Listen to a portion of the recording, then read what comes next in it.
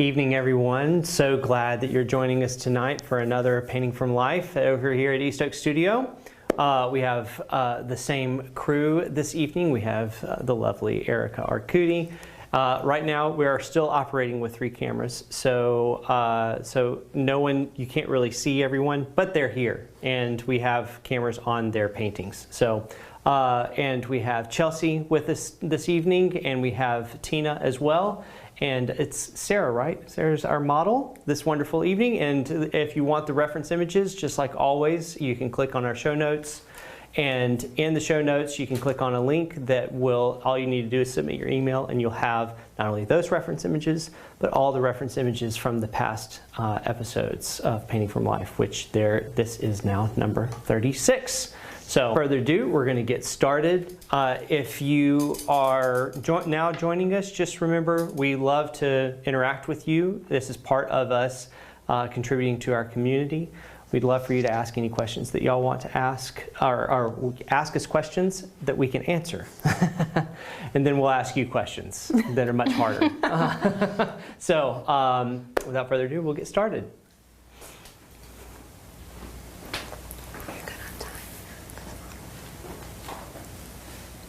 All right, everybody, so we're going to get going on our first session. Thanks so much for tuning in. Feel free to say hi and tell us where you're from, and let us know if you have any questions, and we'll get those answered for you. Thanks so much, y'all. Now comes the hard part. Yeah, exactly.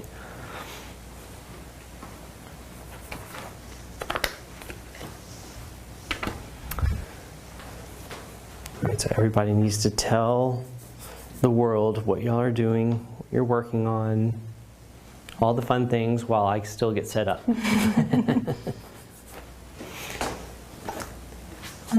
Well, I just finished, well, I will actually be finishing a portrait tomorrow that I've been working on after I finished my 2 pieces that I had for Collins for the group show. And after I finish this portrait, I'm hoping I can finally get some flowers and maybe do some more flower paintings. So it's been fun, but that's about it for me. I have been traveling a bit, and then after that I came back home, and now I'm teaching. The Florence Academy has a master's program that's geared towards teaching art teachers atelier skills so that they can then bring it to the classroom for K through 12. And so I'm part of that teaching crew. So that's what I've been up to for the past several weeks, and then painting in between my non-teaching days. And so I'm happy that I get to paint this portrait in between my teaching time.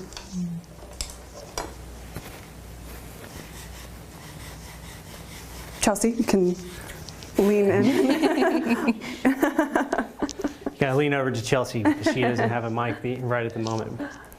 That's the next improvement that East Oak's wanting to make, is to get a 4th mic because we are now almost averaging having 4 people here rather than 2. So an extra camera and an extra mic would be helpful. So. But we did get a new fun sound mixer. Is that the technical term for it? Cool. It's like a DJ pad thing. That's immediately what I said when I first saw it. It just looks so cool. It has so many LED lights and so many buttons. Is it shiny? For all of those people who have been devoted to Painting from Life, has seen our audio woes over the years. And finally, I was just like, we've got to do this. We've got to find a better solution. So it is the first of a few toys that we're trying to help make this experience better. So, and I already feel like the audio is better. Mm-hmm. So you know, summer usually is, lots of people are kind of like traveling, going on vacations. Let us know if y'all are out and about you know, crossing over Europe, getting your kids ready for school, or if you went to the beach. Let us know what's been going on in your world as well. So Sarah's posed for us before. She posed when we did the Jeff Hein video, and it's crazy to think, but that was 4 years ago, which is just nuts. Feels like yesterday that Jeff Hein and his daughter were here and we're hanging out. But so glad to have her back. She's a great model.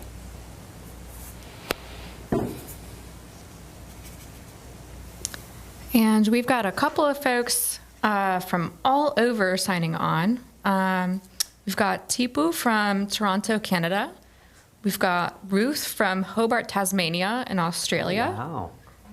We've got Miguel from Puerto Rico. Cookie from Connecticut. Nagin from Maryland. And I believe that we met at Portrait Society. So it's good to see your name pop up. Hello. And we've got Mustafa from Egypt. Hello, Mustafa. Hey, Mustafa. And we have Milau from the Netherlands. Wow. Thanks all so much for tuning in. That's really cool. My brother, for the longest time, was living in Amsterdam. So I got the opportunity to visit once. Can't wait for the next opportunity to come back. So I hear y'all have an atelier over there somewhere. I don't know much about it, but I have a friend that went not too long ago. That's pretty cool.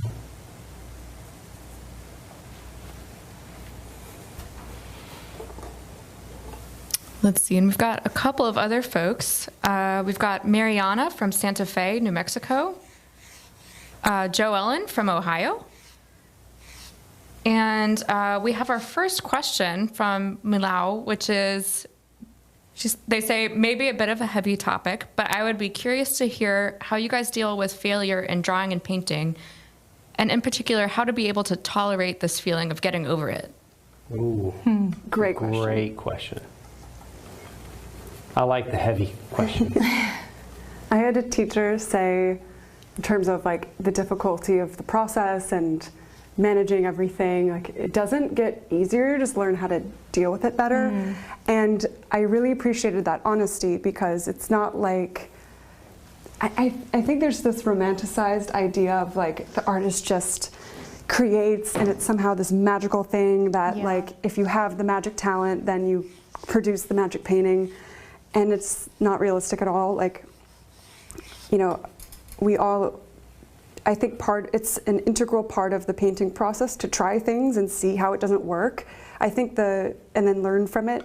But I think honestly the best way of being able to keep going is for two things. One, that it's necessary in order to learn, but then two, not to personalize when things don't work. Like if you make a drawing mistake or your proportions are off and you have to learn, you know, more things, that doesn't mean that, like, if you fail in a painting, it doesn't mean that you are a failure. Like, so you kind of like separate yourself from it a bit, and I find that that's really helpful to deal with. And like, if I make a terrible painting, I'm not, you know, I remove my ego from it. Like, it doesn't mean anything about me if I make mistakes. And so I find that I use that to help keep going, because resilience, I think, is the most useful thing in our field. You know, being able to just keep going and keep learning. So yeah, those are my 2 cents. Yeah, no, that's a good point. It's hard to remove yourself from your work. I feel like I usually tie a lot of my like self-worth to my paintings, and if my painting doesn't turn out good, then like I'm not a good painter at all. So I'm still like learning how to deal with that, but usually just putting the brushes down and like going home and maybe just zoning out and relaxing and not thinking about painting for a few hours kind of refreshes you a little bit for coming in the next day with like a clean slate. Yeah. Another thing that I like to point out, and we were just talking about this a few days ago, is that, we tend to like put some of the old masters on like a god like pedestal. And, I like to like remind everyone they had bad days too. Like they had hard times, and you'll see it in some of their practice work or some of their studies, or, where things were just not working out. Not everything they made was just pure gold. And it's sometimes good to like remember that they were human as well, and that failure is part of the is baked into success. It's part of the ingredients. So that being said, it's just really good to actually have a healthy relationship, knowing that failure actually gets you closer to succeeding. I was listening to, I say this a lot here, so everybody probably start rolling their eyes, but I was listening to a podcast recently, and they were actually talking about in having such a healthy relationship with your failure that you should actually, there's a guy that would create a CV. This guy's like a renowned, academic guy that had done tons of lectures and super known in his field. And he actually created a CV of all of his failures, which was much larger and longer than his successes.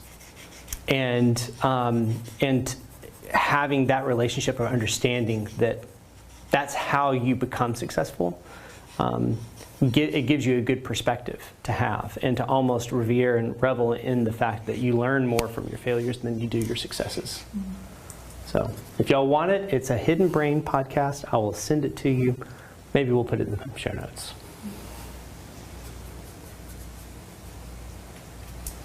We have a running joke here at East Oak Studio that Lewis knows a podcast for everything. Yeah. That is the truth. Yes.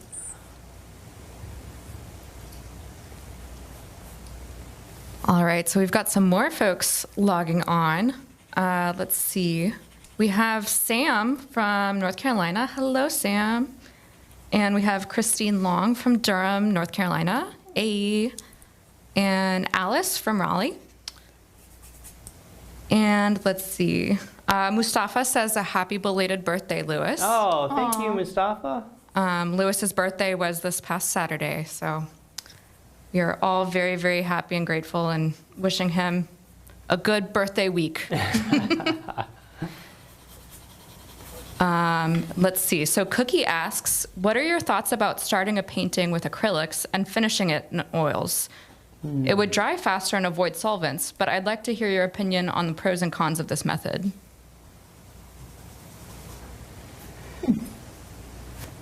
I can't say I know enough of the chemistry to say whether that's archival or not.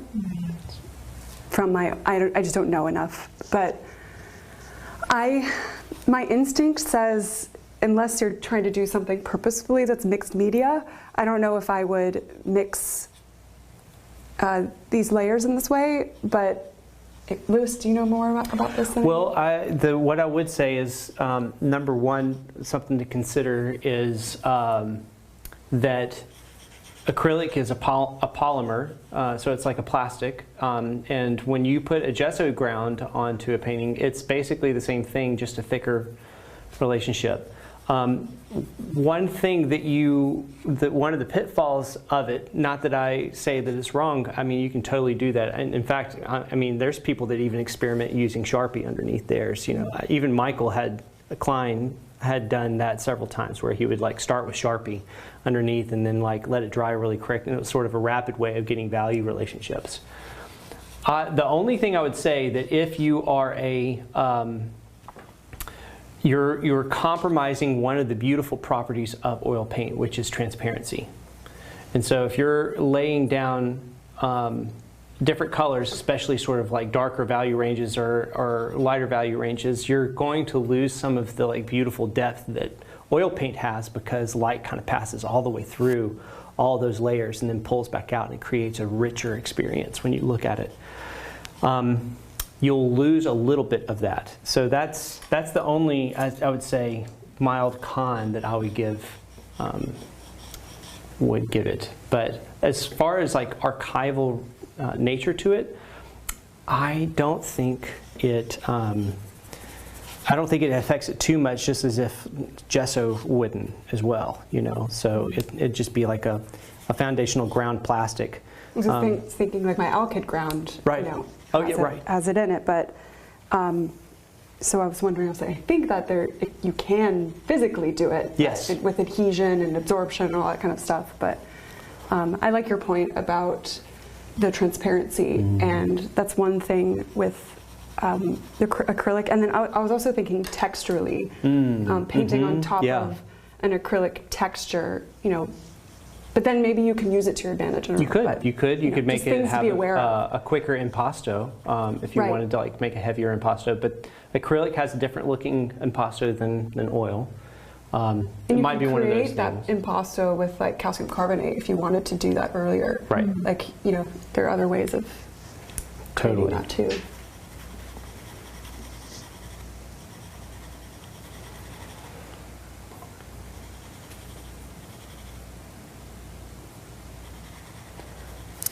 Yeah, that's a great question. If you do end up playing around with both acrylics and oils, let us know how it goes. We would love to see it.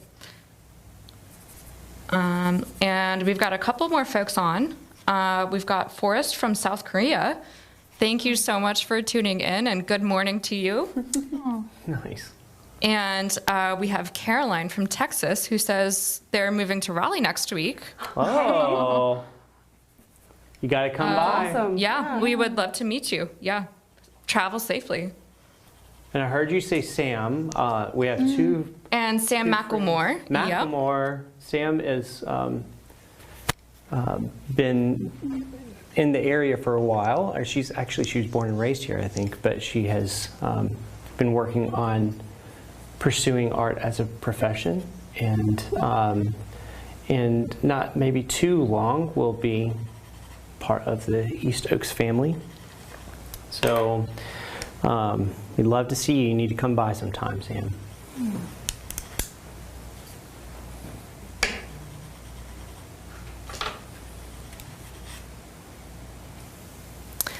So Tina is drawing today, as y'all can see. You're using graphite, is that right? Yeah, right now I'm using, let's see, this is the General Pencil Company, Kimberly, and it's a 2H. I usually like starting with a 2H because it's a harder lead, so I make fainter lines, so I don't make such dark marks that I can't erase if I were to mess up. And then I also have my knitting needle, which I bought at a like thrift store thing. I got a pair for like $1. And I just use this for like measurements and tilts and things like that, so that way I can kind of get the face on the paper better. But I'm quickly learning how hard this is. I knew it was going to be hard because this is my first time painting or drawing live. It's on a whole different level. You guys are, I don't know how you do it. I don't even have color involved. I'm just drawing, and it's a lot. So props to you guys.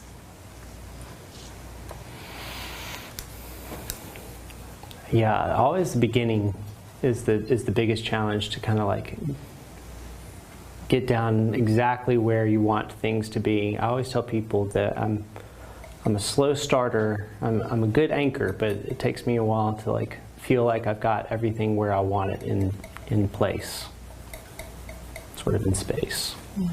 It's hard to commit to something. I have very faint lines right now, and I'm having commitment issues because I don't want to put anything down because I'm not sure if it's right yet. So just have like a bunch of faint marks. That's what therapy's for.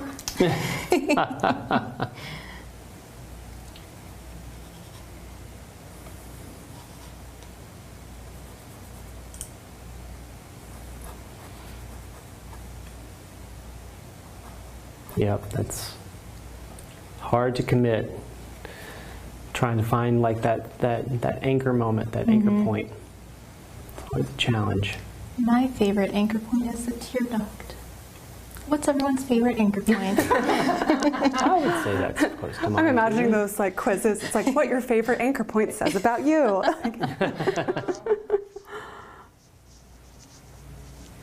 It means nothing. This isn't me. Gotta change anchor points. For those who are tuning in who might not be familiar with the term, do you want to give us a super quick definition of anchor point? Lily, do you want to give us super quick? Yeah, so basically all we're talking about is what is a, you're working on a blank slate. And so anything you put down is in relationship to anything else. And so for better or for worse, you have to decide on something being the cornerstone of the painting that will help you navigate what you should do with the rest of the painting. So anchor point is a place that you say, for better or for worse, this is what I'm going to declare as true. And from there, I'm going to help build out everything else and lock everything else in based off of that one spot that I'm calling true. And so usually use that to investigate to like 2 more points that you then declare as being true because you like really measured them and like vetted them out. And then after that, it becomes just more of a game of, I call it like the sort of the Sudoku solving puzzle where you kind of like go, okay, well, if that's right, then this is going to be right. And then these all need to compute together. And so then you start like linking things together and using your knowledge of anatomy. And before you know it, you've kind of like come up with a whole thing that works. So at the very beginning, I spend a lot of time like just making sure that I have at least 2 or 3 anchor points that make sense. And then once I have those, I start painting a little bit faster.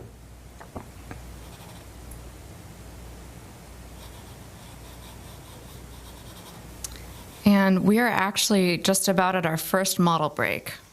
So if y'all want to take maybe another 30 seconds or so, and then we'll break and come back after just a couple minutes. And for those of you out there tuning in, if you want to think up some questions that you'd like to have answered, now's your chance. Go ahead and shoot them in, and we'll get them answered for y'all. Thank you.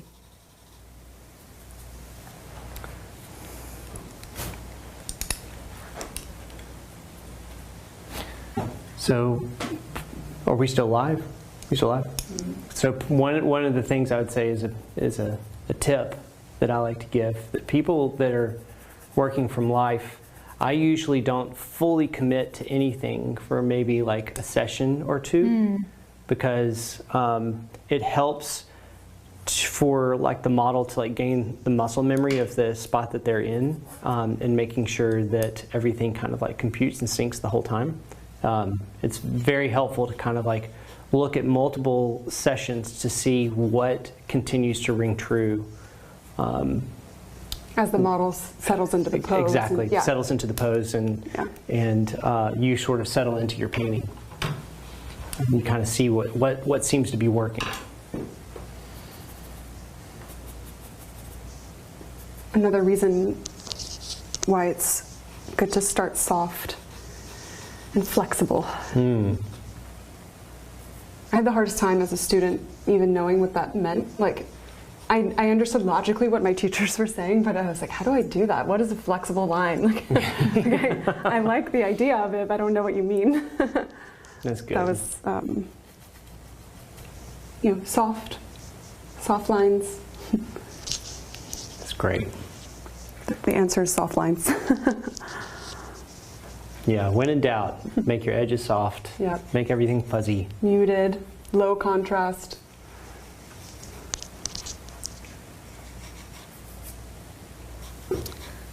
All right, and I think with that, we're going to go ahead and take our first model break. We'll be back in just a few minutes. Thanks all so much.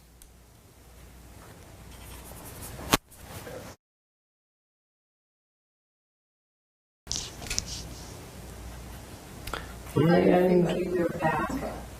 Thank you so much for joining.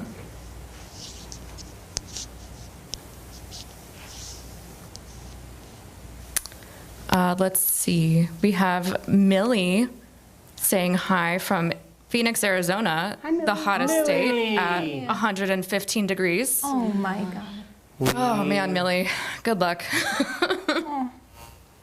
Stay hydrated. Yeah, Millie is so sweet. Love Millie. Let's see.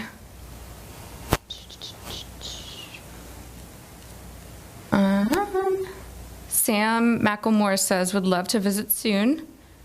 And also asks, do you have any tips for packaging paintings for shipping? That's a great question. Oh, I think Tuna packs up I stuff. honestly really like packing stuff. I've discovered that about myself recently. Like I'll get well, it depends on where I'm shipping it to. If I'm shipping it to like an exhibition or something, sometimes they'll require a certain type of packaging.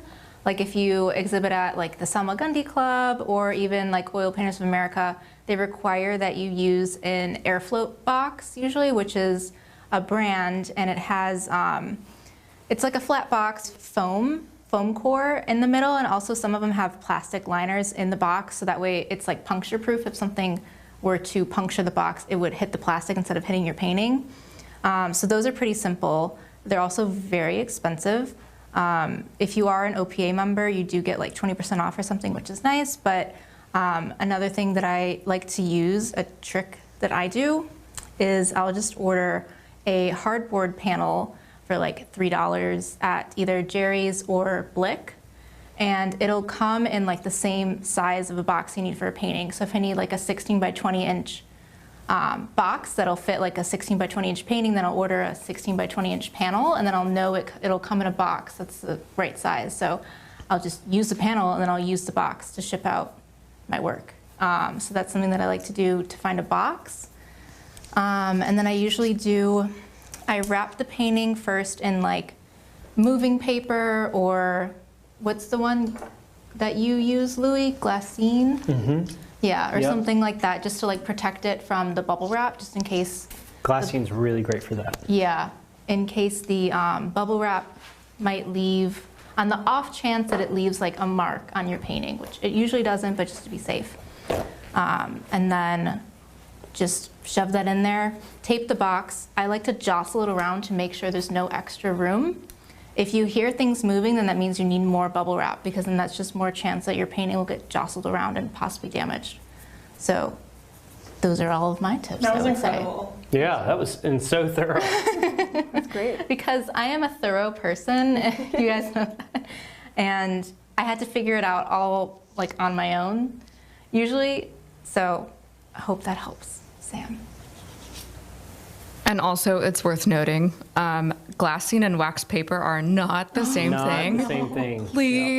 Please do not ever try to use wax paper Please in tell shipping. me whatever story you have about this, because I want to hear it. Oh, I've never done it personally, but I know several folks who have learned the hard way, Including yours truly. Oh no. including Lewis. I assumed that they were the same. So what happens if you use wax paper instead of glassine? So I'll tell my horror story. Oh I was going to deliver 2 charcoal portraits. This is in my earlier years. It's like pre-atelier study. And I knew of glassine because I had a friend use it before and told me about it, but I didn't know where to buy it. So I was like, I felt kind of out of water on trying to figure out where to go get this mystery film. And so I was like, well, if I remember correctly, it's kind of like wax paper. So I'll just wrap my drawings in this wax paper. So I just laid a layer on top of it when I had like a hard back, you know, in order just to kind of like travel with them. And I left them in a hot car, and the wax paper melted into the paper Oh no. and ruined both of the charcoal portraits. Oh my gosh. And there was no way to fix them, you know, because it's just melted wax into the paper.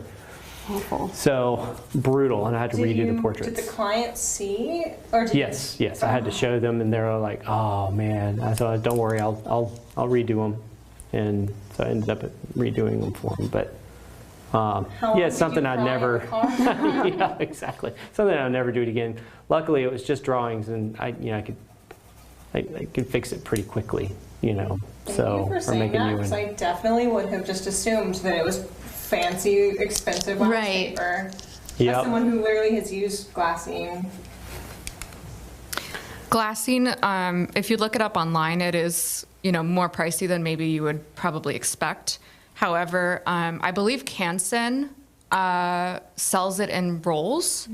So, if you are a full-time professional and, it makes financial sense to invest in a good bit of glassine, I think you can get a roll from Canson. I forget how many yards it is, but I think it's about $60. And I've had mine for, 4 years now, and I've barely even made a dent. So it's great Takes a long stuff. time to get through it. So it's worth getting. And it's fabulous to use for that purpose, And another point on shipping work, do not go to the post office or UPS or FedEx without making your label online yourself, because they will upcharge you and they will not offer the cheaper shipping options. So what I usually do is I use a website called Pirate Ship. It's really cute. It's pirate themed. And that's the most important part of this whole conversation. But they offer discounted rates on shipping. I don't know how. I think they just cut out the middleman somehow and go directly to post office and things like that. But they have really cheap rates, and you just have to print the label yourself and just tape it on. Just some, voodoo magic, Yeah, somehow. Don't question it, because then Don't worry about it. I don't know. Don't ask questions.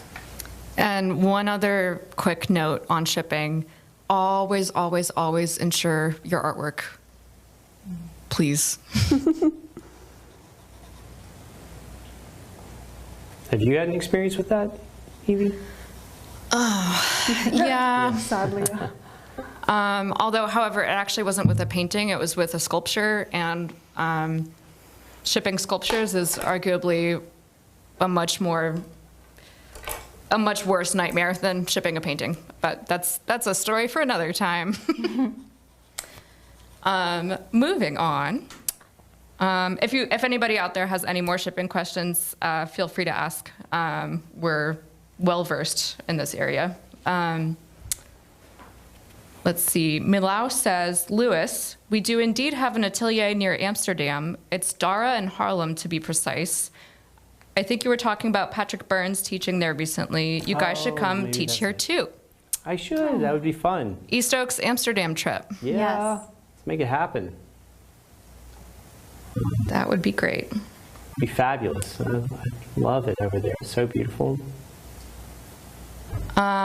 Penny asks, hi, Lewis, I see you measuring. Are you comparing your portrait proportions to the model, or are you using some sort of canon of proportion? Can you explain what you're using, please? Thank you. All I'm doing right now is I'm taking several different so whenever you're measuring, what I like to tell people is you're measuring against a standard that you understand and know to be often the case. And what one of those standards is halfway mark from the chin usually to the tear duct is sort of halfway of the face, but then you see if that person's face is also in the same location, if that's the same for them. And that's kind of where I start, and then I'll look also sort of the third, and third, and see kind of how things fall on the face that might be a little bit separate from that. So that's mainly what I do. And then once I figure out if things are longer or shorter than those standards, then I make decisions based off of that. Yeah, good question.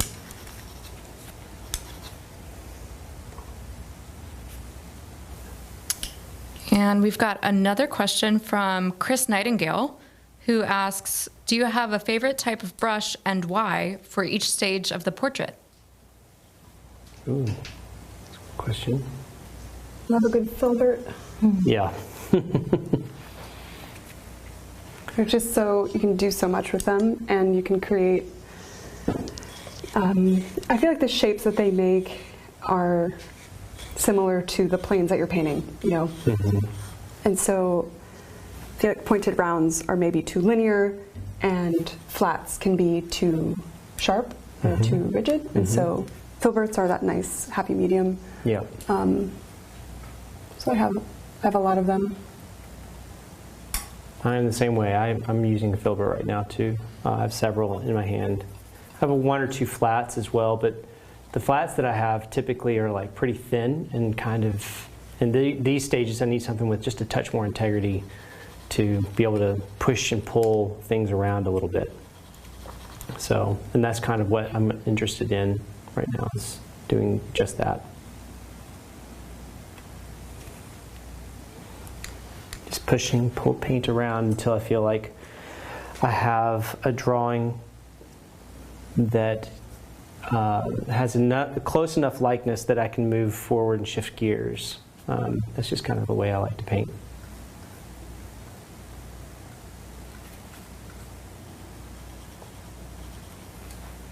And I guess to sort of equate that question towards drawing, Tina, when you're drawing, do you typically like to start out with something like a 2H, or do you kind of like mix it up depending on the portrait? Or yeah, do you want to just talk about your process, like starting out on a drawing?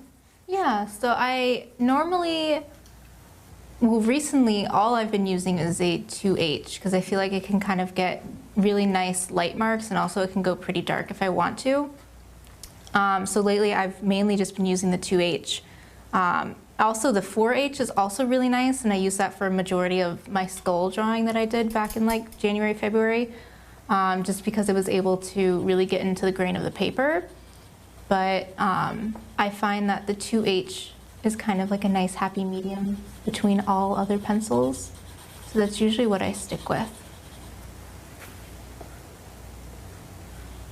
I feel that way with the HB. Yeah. Where it's soft, where I can make a line that shows up, but soft enough where I can erase it. Yes. And so, and go dark if I need to, but it's that nice happy medium. Yeah. Like I definitely have all the types of pencils in the world, but yet I continue to only use the 2H. And then I'll occasionally go up to like the HB for like the dark areas for the accent marks, but I tend to keep pretty light.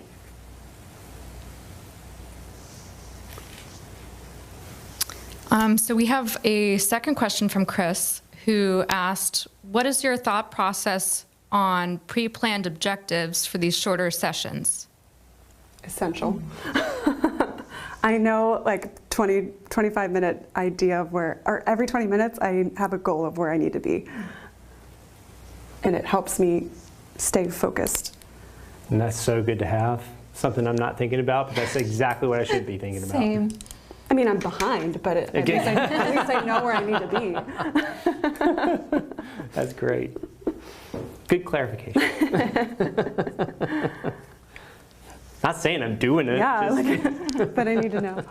I'm using my experience in the third year. People have probably heard me tell the story, but in third year at Florence Academy, the beginning of every term, we would do color studies in the model room, and so every day a new one. So you had 3 hours, which is obviously similar to what we're doing here. But the first session was drawing. Second session was getting shadow and light, starting to put in your background and getting your values oriented. Mm-hmm. And then by third session, you did have the canvas covered, and then 4, 5, and 6 were about like color, and then connection, and then wrapping it up in the final one. And so like I have that like ingrained in my brain That's awesome. from that experience. And it's been very helpful. Again, not saying that I nail it every time, but it gives me a guide on where to go.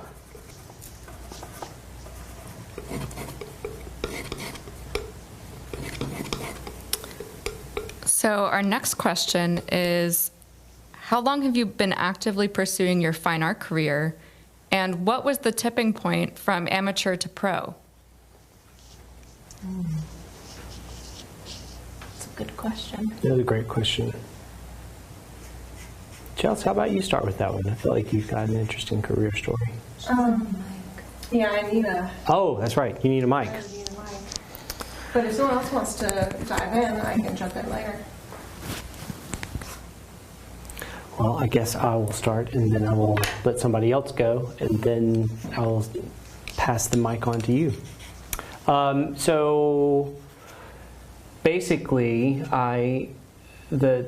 when I knew to like pivot, I had a good long runway. I started like doing portraits for people when I was very, very young, and because of that, it allowed me to be supported by your parents, and when I say young, my first portrait I did for someone was when I was 13, and then I started doing them more often for people by the time I was 15, and when I was about 18 is when I would have said that's when I started like actually sort of actively pursuing making a network of people. And by the time I finished college, or by the time I was 20 to 21 is where I was like, okay, I'm going to just try. And at that point, your parents are still kind of there as a safety net, And so I told them, I was like, look, I'm going to try to pay for the rest of my school. I'm going to try to do this as a career, and then that way I know that if I fail or fall flat on my face, y'all are right there to help me, pick everything up. And so that's kind of I kind of went for it at that point because I felt like I had enough clientele base and network that felt like it could work, and it did, and here we are. And I hadn't looked back since. And so I paid my way through school and finished everything, and then, went from there. So, yeah. But what was the second part of that question again? I think it was, when did you know to pivot?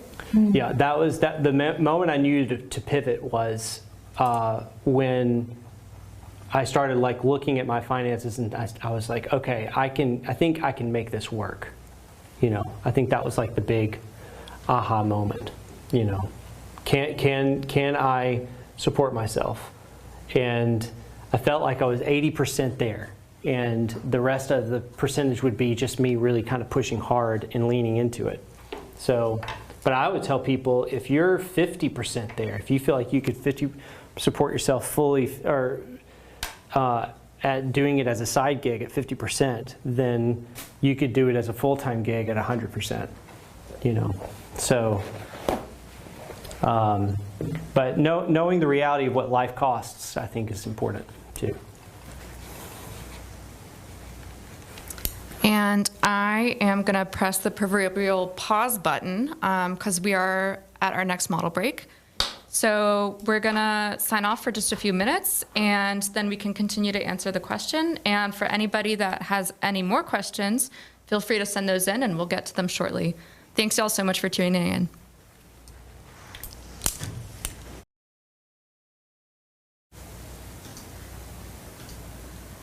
All right, everybody, and we're back for our next session. Thank you so much for tuning in, and keep those questions coming. Thanks so much.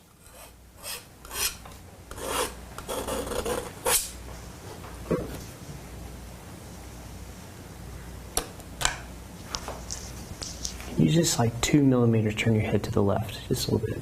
Just double check it. Yeah, just double check it. Yep. Perfect. That's Awesome.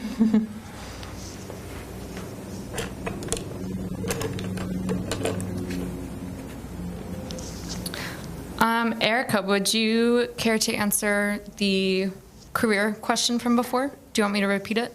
I think I remember most of it. So I think that, okay, so my journey. I'll say that starting in college, I used to think, oh, art is just something I can do on the side. Like, I don't have to do it as a professional. I can get a real job, as they say. And then I remember I was taking a chemistry class my freshman year, and I was just thinking, wow, I have no art classes.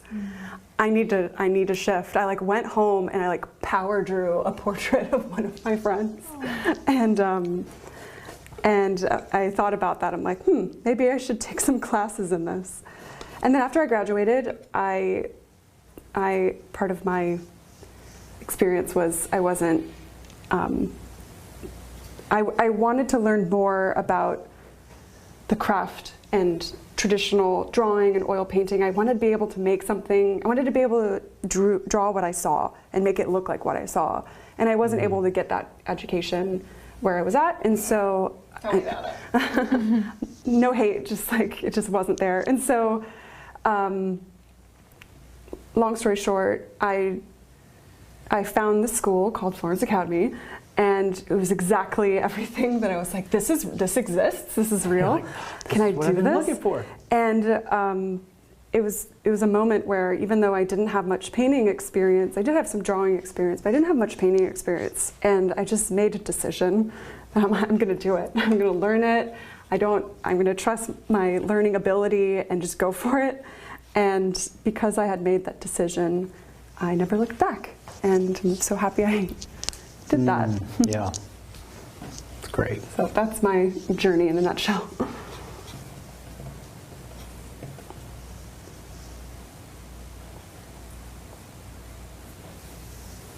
And Chelsea, I know you're not mic'd, but we can still kind of hear you. Here, I'll mic her up.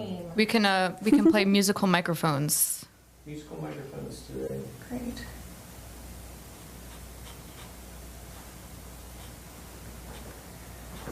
It's on. Okay, thank you.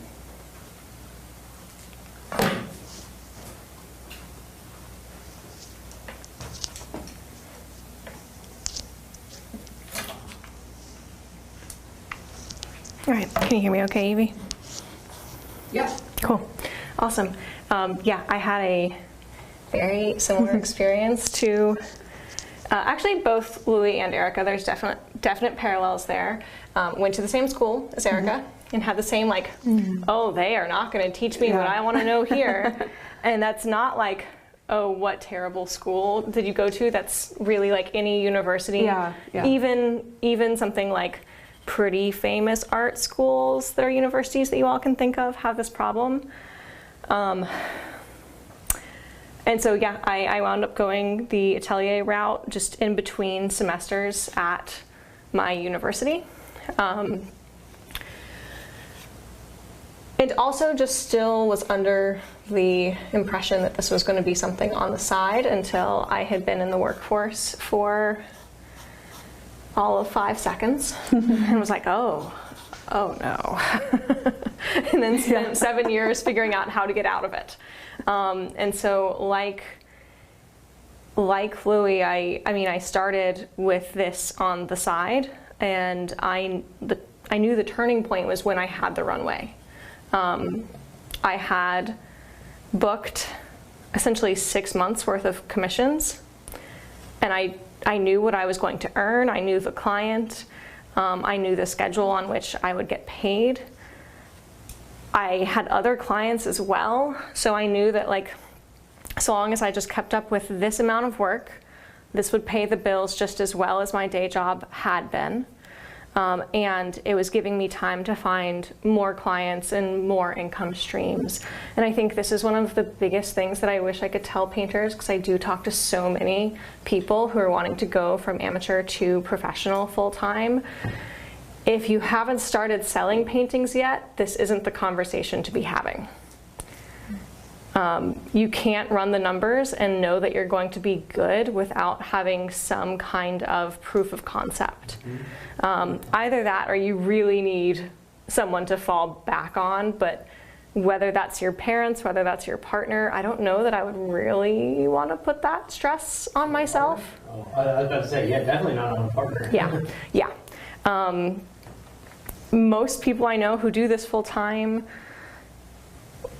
are like, you know, in their early 20s, and they do live at home with their parents. That's part of what makes it possible for them, but it's certainly not the only way to do it. It just requires that you be scrappy for a while and you not wait to start selling and calling yourself a professional and just trying stuff, because that's how you're really going to know that you can hack it.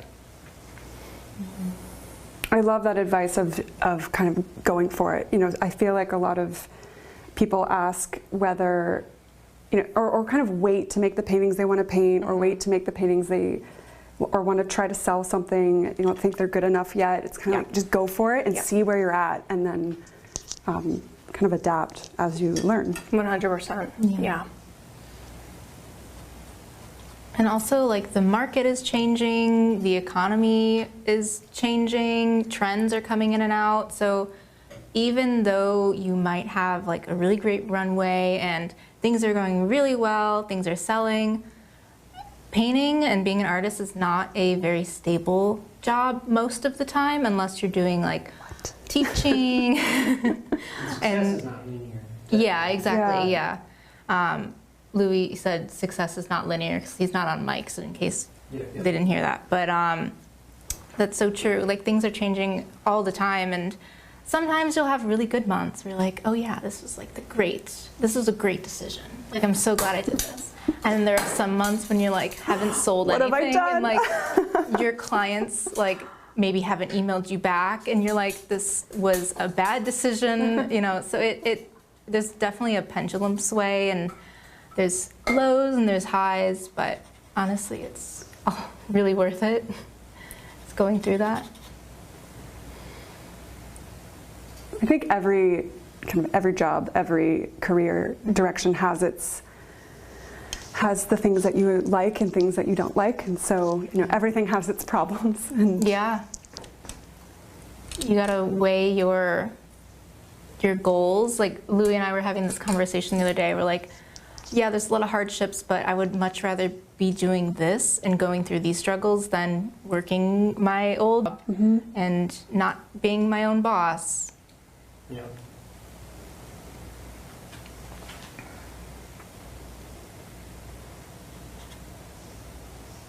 That's really good. That's really great. Do you want your mic back, Louis? No, you're welcome. No. I know, I had to fully pause my recording that was going while I answered that question.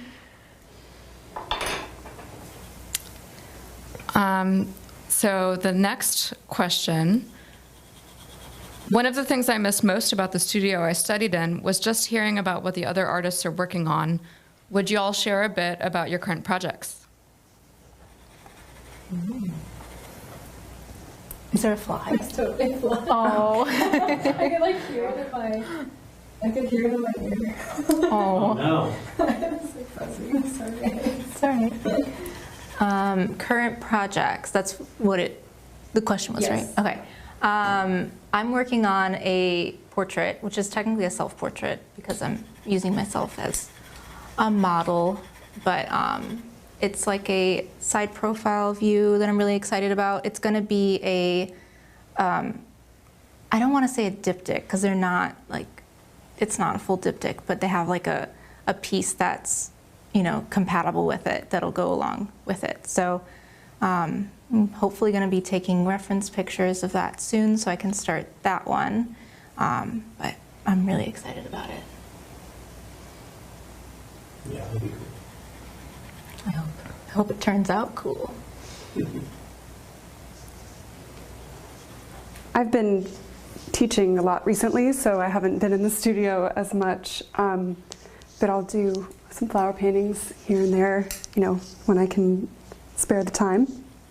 And so my stuff is on pause for a minute while I'm teaching this course. I have 2 more weeks. Oh. Yeah, we're almost the end of week 4, so yeah, 2 more weeks. So, and then I'll Going be by in the studio. fast. Yeah. Yeah, it really has.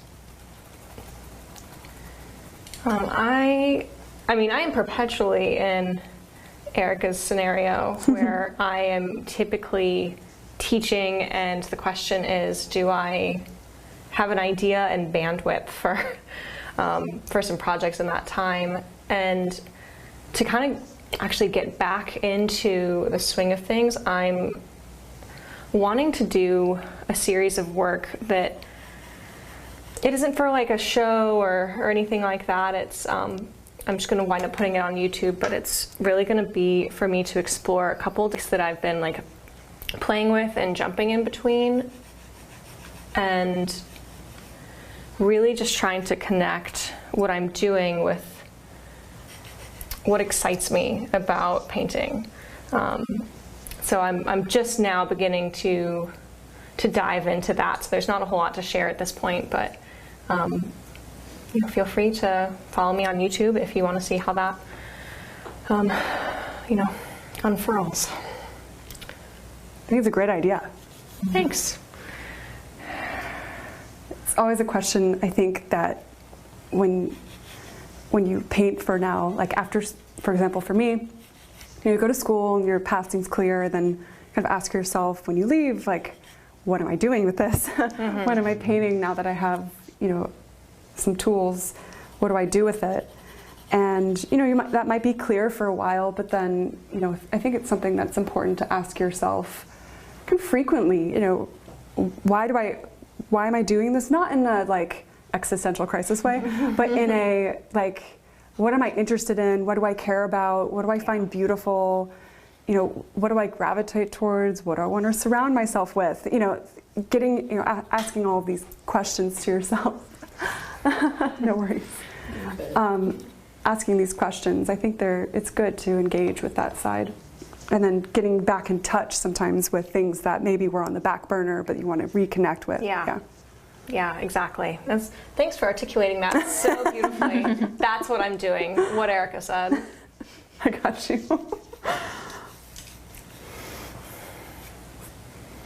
What about you, Louie? I'm sitting here looking for something, so I've totally like lost my train of thought on what I was talking about.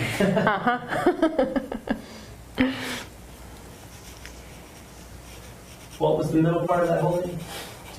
I'm joking. I see. What are you doing in the studio?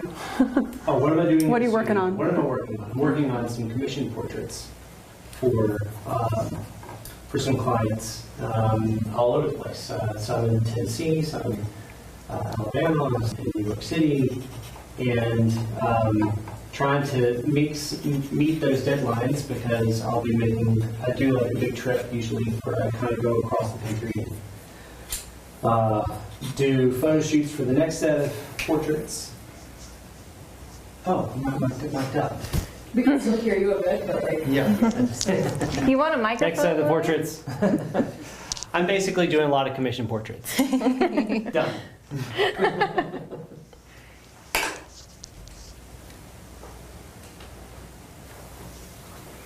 And let's see, Gail says hi from Oregon. And said, is it okay to ask Evie how quitting went? It is, Gail. Thank you. Quitting is going awesome, and